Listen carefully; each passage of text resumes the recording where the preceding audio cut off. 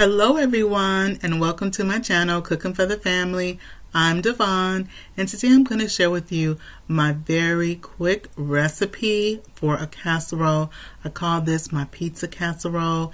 This is how I do it. So I use toppings that we would normally get as a family on pizza. This recipe is such a time saver for me, especially through the week where we're all kind of running. All three of my kids are in school, they're all in college, so everyone's going different directions, study groups, work, and so this is one that can come together quickly, and it also makes great leftovers for lunches the next day.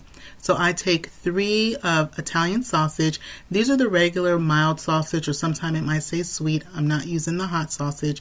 And I remove the casings, and you want to definitely remove the casings so that way you can break up the sausage. And I'm going to cook my sausage till they're nice and done because I don't want to put raw sausage in my casserole. Next, I'm going to be using some nice fresh mozzarella. When I say fresh mozzarella, I'm referring to grating it fresh. Now, as a time saver, if you want to get the bag mozzarella, you can do that. You can also use Monterey Jack cheese. I've done that before in a pinch. You can get the bag that says like Italian blend and it has the Parmesan in it as well. You can do that, but you want to use 2 cups. I always like to use 2 cups, sometimes a little bit more, but you definitely want to use at least 2 cups. So I have 2 cups of grated mozzarella cheese here.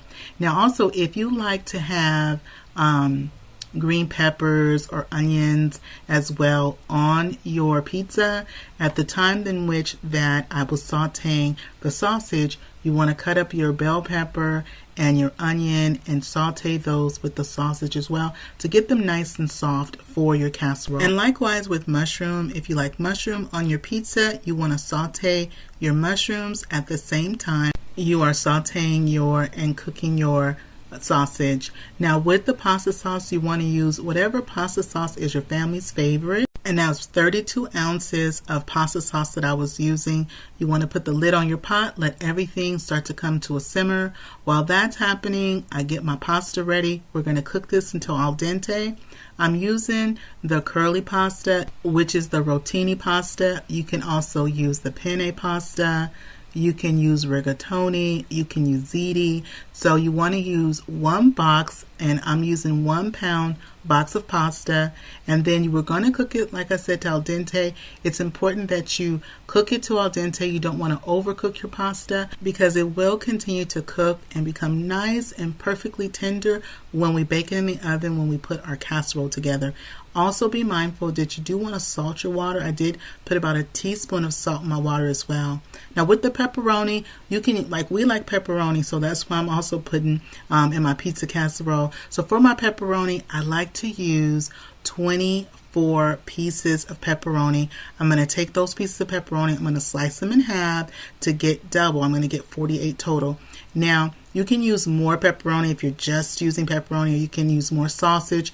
I used 3 pieces of sausage. So if you're only using sausage as your meat, or if you just want to have a veggie casserole and put just all your veggies from your pizza you like in there, you can really make this your own. But when it comes to the pepperoni, and kind of depending on the brand, you want to be mindful not to put too much pepperoni in there. Although pepperoni is great, only because when it bakes up, it will give off that pepperoni juice, that pepperoni grease, and you don't want a lot of that into your casserole because it can kind of throw things off a bit.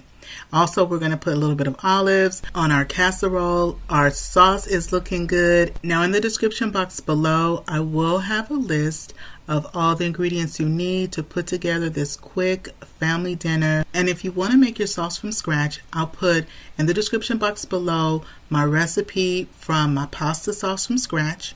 And I'll also put the link to the vlog in which I made my homemade pasta sauce.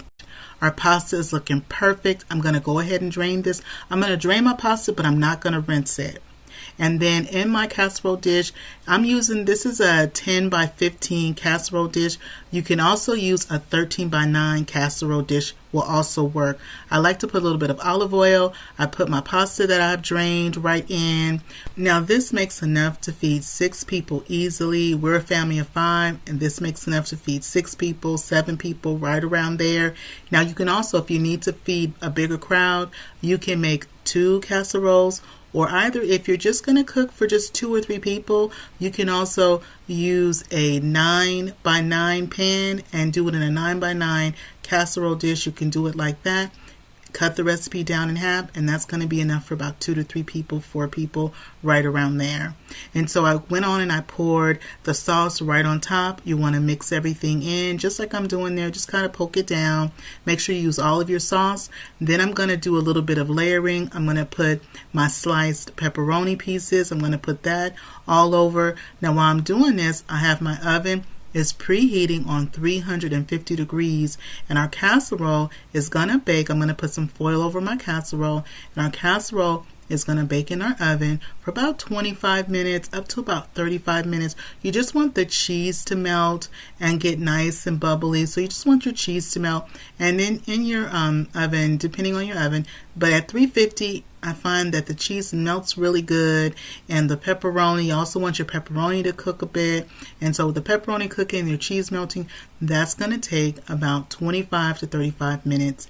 I put some of the pepperoni, then I went on, I put my cheese, then I put some more pepperoni. Now when it comes to the olives, only a few of us like the olives, so I only put, just like the pizza, I only put the olives on half of the casserole, and I only like to put them on top, just like I'm doing. So everything's looking good. I'm going to top it off with the rest of our cheese, and this is 2 cups of the grated mozzarella that I'm using. And while my casserole is baking up, I'm going to get together my salad, cut up and clean my lettuce, my tomatoes, get everything going for my salad. And then I'm also going to, as soon as my casserole comes out, what I do is I put my Texas toast that I have, that I got from the store, that has the cheese on it. That's our garlic bread for tonight to go with dinner. So I crank my oven up from the 350 to the 425 to cook our garlic toast for dinner. And this is what our casserole is looking like, and this is my little secret ingredient I like to put on top. This is some dried oregano.